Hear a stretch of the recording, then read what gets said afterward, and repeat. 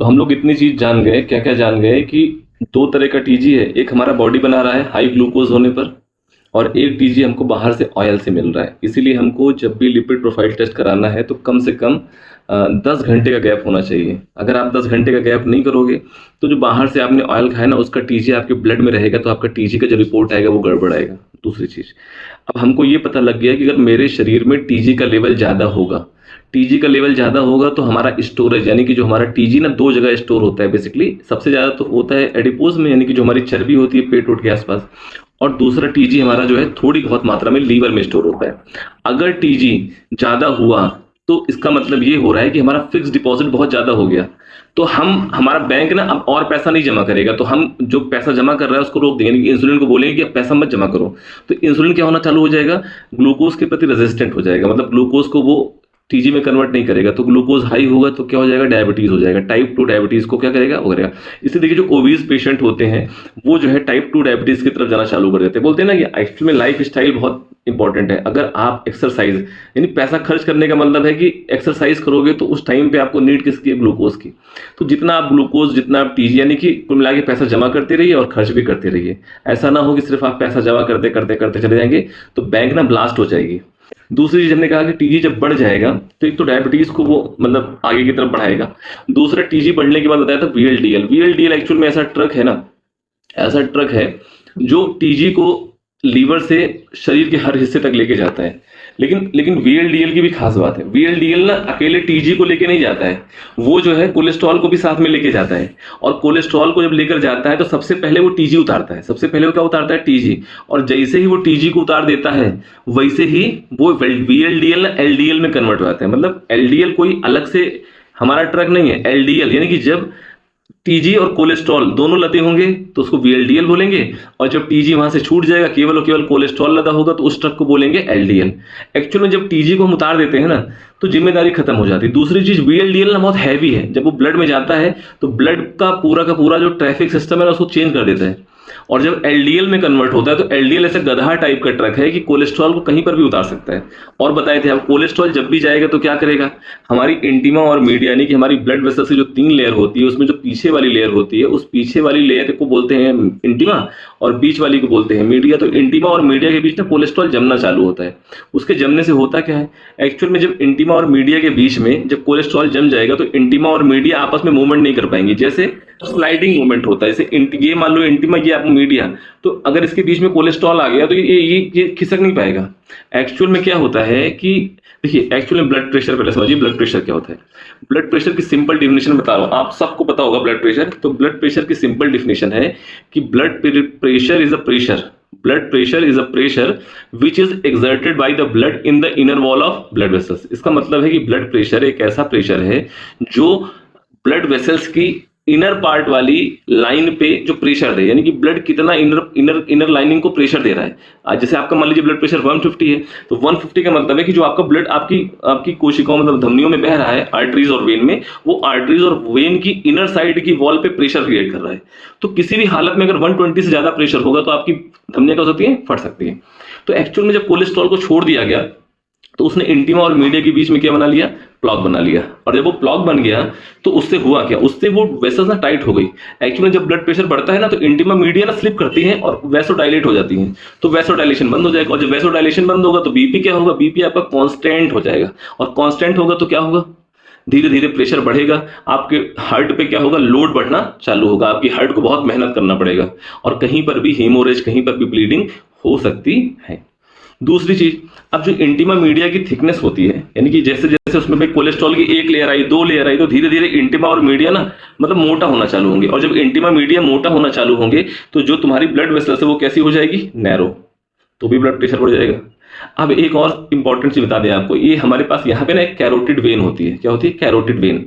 तो carotid when का ना अल्ट्रासाउंड करते हैं और अल्ट्रासाउंड करने के बाद ये पता करते हैं इंटीमा और मीडिया की थिकनेस कितनी है। अगर इंटीमा और मीडिया की थिकनेस बढ़ गई तो हम उस प्रॉब्लम को बोलते हैं एथेरोस्क्लेरोसिस। एक प्रॉब्लम है एथेरोस्क्लेरोसिस, यानी कोलेस्ट्रॉल के ज्यादा होने के कारण आपको कौन सी प्रॉब्लम होगी, एथेरोस्क्लेरोसिस। और एथेरोस्क्लेरोसिस में होता क्या है, एथेरोस्क्लेरोसिस में आपकी इंटीमा और मीडिया की थिकनेस बढ़ जाती है। और इसको ठीक करने के लिए हम क्या करते हैं, वही अमेरिका की एक कंपनी मर्क थी जिसने स्टैटिन बनाया था। तो उसके बाद फाइजर ने ना उसमें कुछ अमेंडेशन किए, जैसे आप लोग देखते होंगे ना कि जिनका ब्लड प्रेशर हाई रहता है तो डॉक्टर उनको ए भी लिखता है, यानी कि एटरवाइस्टैटिन, रोजुवास्टैटिन, सिमवास्टैटिन ना, ये सारी दवाएं स्टैटिन है। ये क्या करती हैं, ये उसी एथेरोस्क्लेरोसिस यानी कोलेस्ट्रॉल जो मीडिया और इंटिमा के बीच में है ना, इसको ये डिसॉल्व करती हैं। दूसरी चीज मैंने आपको बताई थी कि थोड़ा गर्मी हो रही है, दूसरी चीज मैंने आपको बताई थी, क्या बताई थी, दूसरी बताई थी कि जो डेनमार्क के लोग हैं, सर्बिया के लोग हैं, ग्रीनलैंड के लोग हैं, जिनका पोस्टमार्टम अमेरिका में हुआ था तो उनकी ब्लड वेसल्स बड़ी साफ थी। तो वो लोग बेसिकली खाते क्या थे, वो लोग तो कभी एनिमल फैट में केवल फिश फैट यूज करते थे, और कभी भी बाहर से वो लेते ही नहीं थे क्या, प्लांट फैट। वो हमेशा क्या खाते थे, मछली का फैट। और मछली के फैट में मैंने आपको बताया था कि इसमें क्या मिलता है, ईपी और डीएचए, मगर सभी मछलियों के फैट में नहीं मिलता। उन्हीं मछलियों के फैट में मिलता है जो मछलियां गहरे समंदर में रहती हों और ऐसी फिशेस को खाती हो, जो फिशेस क्या खाती हो, एल्गी को। और उस एल्गी का नाम क्या बताए थे हम, बहुत सारी एल्गी होती है, उनको माइक्रो एल्गी कहते हैं। तो उनका एक नाम है जैसे साइजोचाइट्रियम। तो साइजोचाइट्रियम में ईपी डीएचए रिच होता है। तो बेसिकली मेरा कहने का मतलब था कि अगर हम उस टाइप के ईपीओ को खाएंगे जो नेचुरल ईपीए है, तो वो करता क्या है, एक्चुअल में जब आप ईपीए खा लेते हैं ना, तो ईपीए करता क्या है, और ईपीए जाके जो है ना लीवर में टीजी की सिंथेसिस को कंट्रोल कर लेता है। जैसे ही ईपीए टीजी की सिंथेसिस को कंट्रोल करेगा तो क्या होगा, फिक्स डिपॉजिट आपका मेंटेन होना चालू हो जाएगा, इंसुलिन भी काम करना चालू कर देगा, वीएलडीएल कम बनना चालू हो जाएगा, कोलेस्ट्रॉल का ट्रांसपोर्टेशन कम होगा, एलडीएल कम बनेगा। एलडीएल कम बनेगा तो इंटिमा मीडिया के बीच में जो कोलेस्ट्रॉल फंस रहा था नहीं फंसेगा। हमारी जो ब्लड वेसल्स हार्ड हो जा रही थी कोलेस्ट्रॉल के जमने के कारण इंटिमा मीडिया में, वो नहीं होगी, नैरो नहीं होगी, प्लॉक नहीं बनेंगे, एथेरोस्क्लेरोसिस नहीं होगी। तो स्टैटिन खाना ही नहीं पड़ेगा, एटरवास्टैटिन तक जाना ही नहीं पड़ेगा। बस खाली हम क्या कर लें, बस खाली हम नेचुरल ईपीओ को लेना चालू कर दें तो ठीक है। तो टीजी तो समझ गए ना, TG, cholesterol, EPA, VLDL, LDL बहुत मतलब नॉर्मल सी चीजें हैं। यानी कि अगर आपका टीजी बढ़ेगा तो वीएलडीएल बढ़ेगा, क्योंकि वीएलडीएल ही एक ऐसा ट्रक है जो किसको लेके जाएगा, टीजी को। और टीजी को ले जाएगा तो साथ में कौन चढ़ लेगा, कोलेस्ट्रॉल। कोलेस्ट्रॉल भी बहुत इंपॉर्टेंट है। कोलेस्ट्रॉल नहीं होता तो कोई भी हार्मोन्स नहीं बनता, कोई भी का मतलब स्टेरॉइड वाले हार्मोन्स नहीं बनते, जैसे male hormone testosterone, female hormone progesterone, oestrogen. उसके बाद आपका एड्रिनल ग्लैंड यानी कि गुर्दे के ऊपर जो एक ग्लैंड पाई जाती है, एड्रिनल कॉर्टेक्स, आपका ग्लूकोकॉर्टिकॉइड, मिनरलोकॉर्टिकॉइड। कोलेस्ट्रॉल नहीं होता तो महाराज विटामिन डी नहीं बनता, आप कैल्शियम को मेंटेन ही नहीं कर पाते, क्योंकि कोलेस्ट्रॉल कहाँ पाया जाता है, जो स्किन का कोलेस्ट्रॉल होता है उसी को जो सन की रोशनी होती है उसकी अल्ट्रावायलेट बी नाम का फोटोन, जिसके अंदर इतनी एनर्जी हो जो अल्ट्रावायलेट बी बन जाए, अगर वो पड़ती है तो कोलेस्ट्रॉल किस में कन्वर्ट होता था आपका, विटामिन डी में, जिसको एक्टिव कौन करता था, किडनी, है ना। तो अभी वहां जा नहीं रहे, तो ये सब कोलेस्ट्रॉल के ही काम है। कोलेस्ट्रॉल अच्छा भी बहुत है, तो जो अच्छा होता है ना उससे कुछ नुकसान भी होते हैं। तो नुकसान कब हो रहा था, जब टीजी बढ़ जाएगा तभी कोलेस्ट्रॉल का ट्रांसपोर्टेशन बढ़ जाएगा, तभी एलडीएल ज्यादा बनेगा, और एलडीएल कहीं पर भी कोलेस्ट्रॉल को छोड़ेगा, और जहां पर भी छोड़ देगा वहां पर क्या होगा, इंटिमा मीडिया थिकनेस क्या हो जाएगी, बढ़ जाएगी, और एथेरोस्क्लेरोसिस होगा। तो फिर आप स्टैटिन की तरफ जाओगे।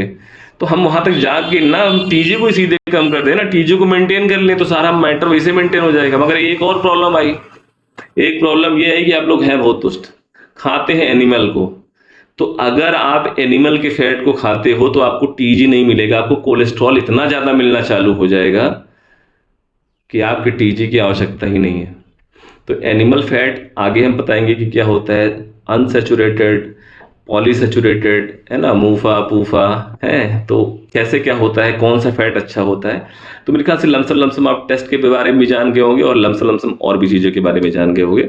तो अब हम थर्ड टॉपिक बनाएंगे, मतलब थर्ड पार्ट बनाएंगे। ये एक्चुअल में सेकंड पार्ट ही मान लीजिए, सेकंड का सब पार्ट है। एक बार में नहीं आ रहा था तो मैंने इतना बता दिया, ठीक है। तो थर्ड पार्ट के लिए फिर इंतजार करिए, एक आध दिन में बनाते हैं।